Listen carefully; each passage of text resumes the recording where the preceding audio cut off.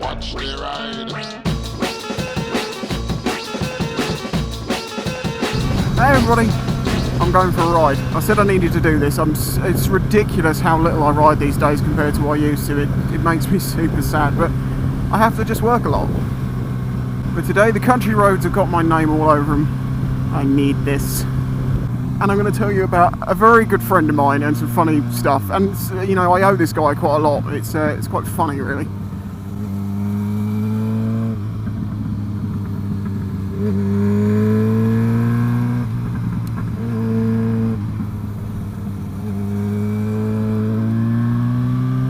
So as some of you may well know, I used to be a chef. I was a chef for like 7 years.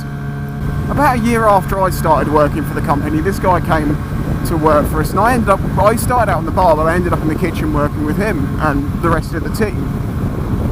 And little did I know that guy would actually have a huge influence on me in some messed up ways. I have told some stories about this guy before, but he looks like a Rasta dude, and he's got like 4.5 foot dreads. Okay, so just imagine that. He is definitely one of my kind of people. He is really switched on and an intelligent guy. I hate him giving me bloody compliments.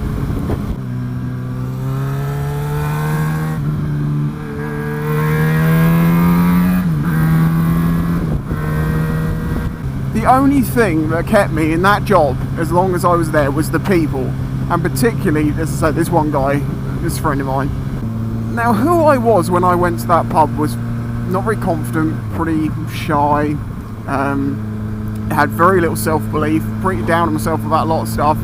You know, I wasn't who I am today. I'm not going to say that, you know, I'm not a big-headed knob. I hope people don't think I'm that, but at least I do have more belief in myself than I used to, you know.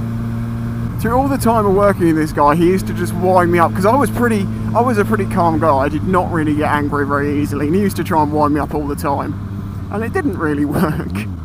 But over time, he managed to get to me, and I think one day I turned around and just punched him or something. Not like in the face or anything. And he was like, yes, I'm starting to get through to you, I'm getting you out. And I'm like, what? So there's always been this joke that, like, he mentally broke me and then built me back up again without me realising it.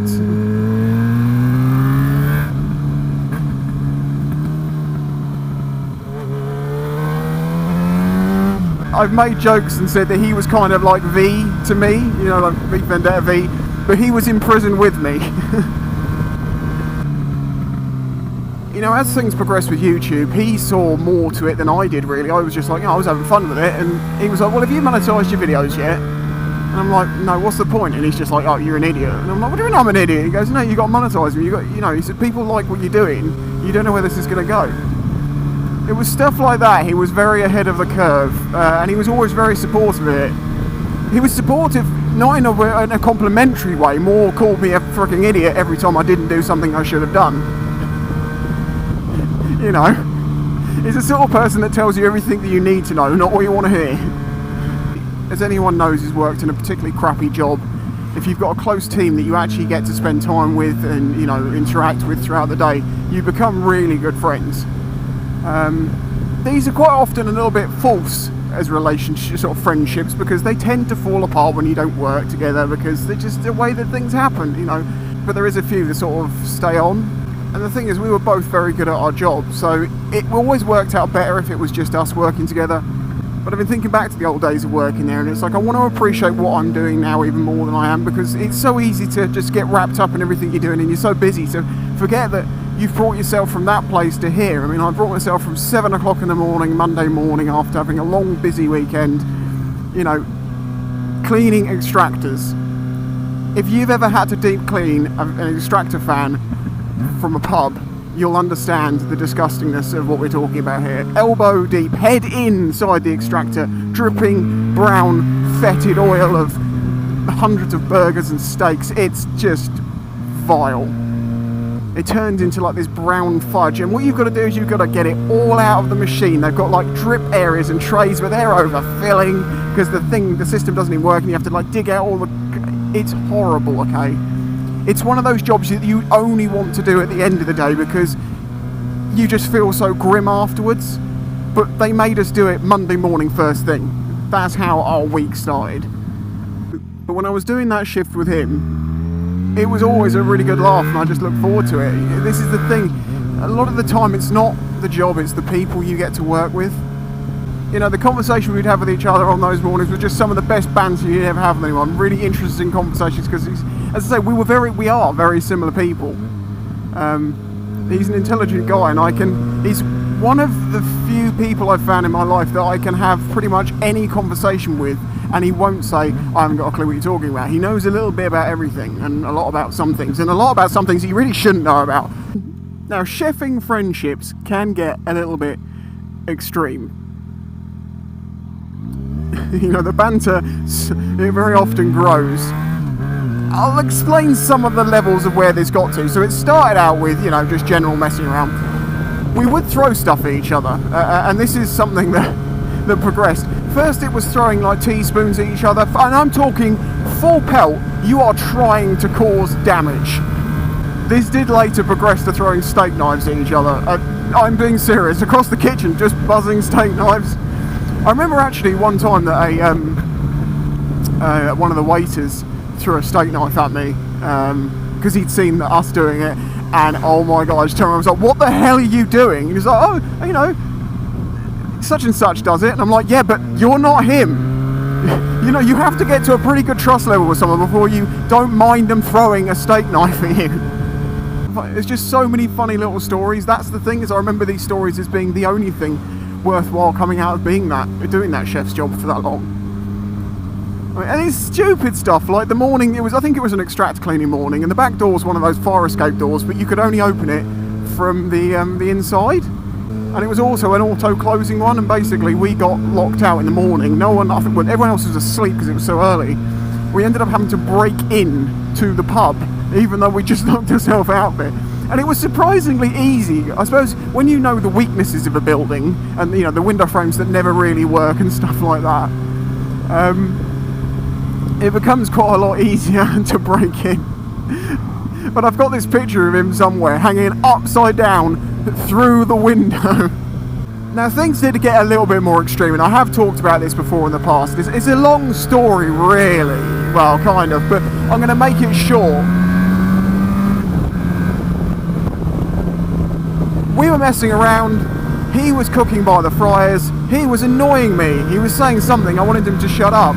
So I got a tea towel and I wrapped it around his neck, and I was jokingly going to strangle him. I was like, eh. And then someone talked to me during this moment, and I apparently continued holding it because he dropped to the floor like a sack of spuds. Now I thought he was messing around because he got up and went, why was I sleeping on the floor? And then carried on working and said no more about it. It wasn't until the next day I discovered I'd actually knocked him out, like, you know, choked him out. It's so lucky he didn't fall in the fryer. Now it's been so long I can't remember whether that was because of what I'm about to tell you about, or this just happened after. I really can't remember.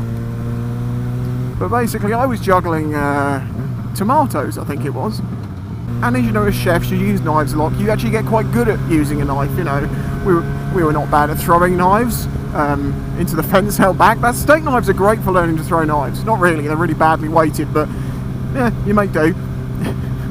This almost sounds like I was some layabout, like, shit employee. Not at all. We were without question the best chefs there. We followed the laws. We pushed them. We really pushed them between the two of us to follow more of the hygiene laws because we were sickened by some of the practices they had.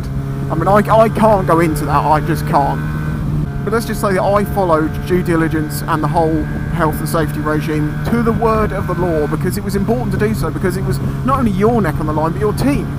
But anyway, where the hell was I? I was juggling tomatoes, and he said, oh, you know, let me cut one in mid-air. And I'm like, that's a really bad idea, you're just going to cut my hand open. And he was like, no, I'm not. So we said, okay, on 3. Well, there was a disagreement or a misunderstanding about whether it was on 3 or after 3 or before 3. But let's just say that instead of the tomato getting sliced, my hand did, because literally I was like, juggle, juggle, juggle, and he just went, thunk, straight into my hand. And I'm just like, see, that's why it was a bad idea.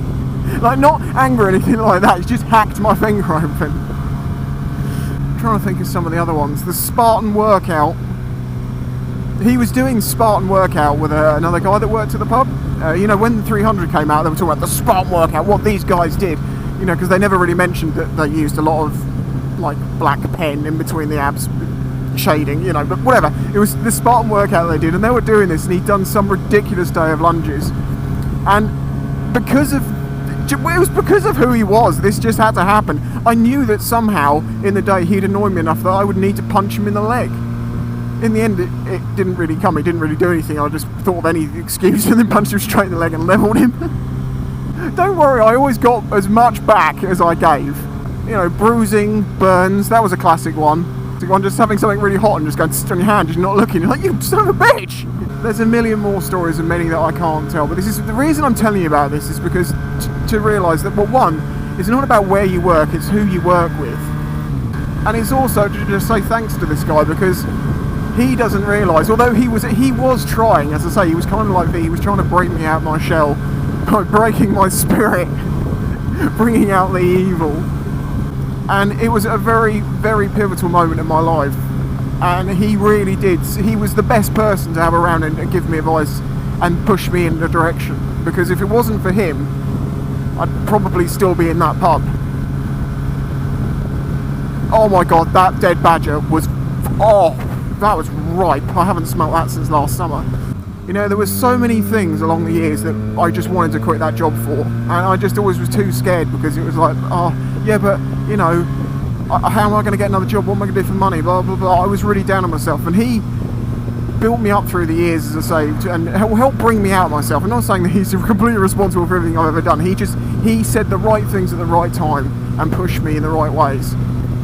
I didn't leave until 6 months after he did. As soon as he left, it wasn't worth staying there anymore. I just couldn't do it anymore. He went off travelling for a bit. I spent some time in Australia. He's come back to the UK, and I haven't actually seen him yet because he's living the other end of the country. But it's one of those friendships you don't have to see each other all the time. I know I'll see him again at some point. I'd love to see him, but you know, we both got busy lives. We've got stuff to do, and it's just like, oh, you know, we catch up every few weeks, and I will still say, even though I very rarely see him, he's probably one of the best mates I've ever had. And he definitely is one of the few people in this world that ever got me, like, fully as a person. And so the only bits he never understood was why he was like, you're too intelligent to be in this job. Why are you here? And I'm like, because it's close to home and it's easy. You're a waste of a brain. I'm like, oh, come on, leave me alone. He gave me grief to push myself for so long. So yeah, if you watch this, man, screw you. I hate having to compliment you this much. Your ears are tiny and you can't put a pen behind them, and I will never forget that. And you will always be older than me. But I would share my frozen raspberries with you. And god damn it, carnivorous sea trees are a thing. Don't forget, there are many ways to support this channel. The link's in the description. It is massively appreciated. It is, as I say, you guys who help this still keep going, and me to be able to keep doing it. And I'm eternally grateful for that. Bye bye. So what is up, guys and girls?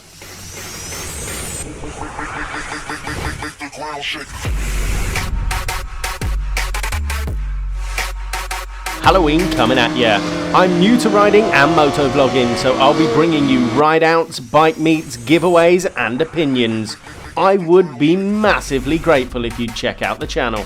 Whether you are new to riding or have a wealth of experience, come and join me on my journey into motorcycling. This channel is made possible by the support of the audience. Please check out the links in the description and all the different ways you can help support the channel. Any help is greatly appreciated.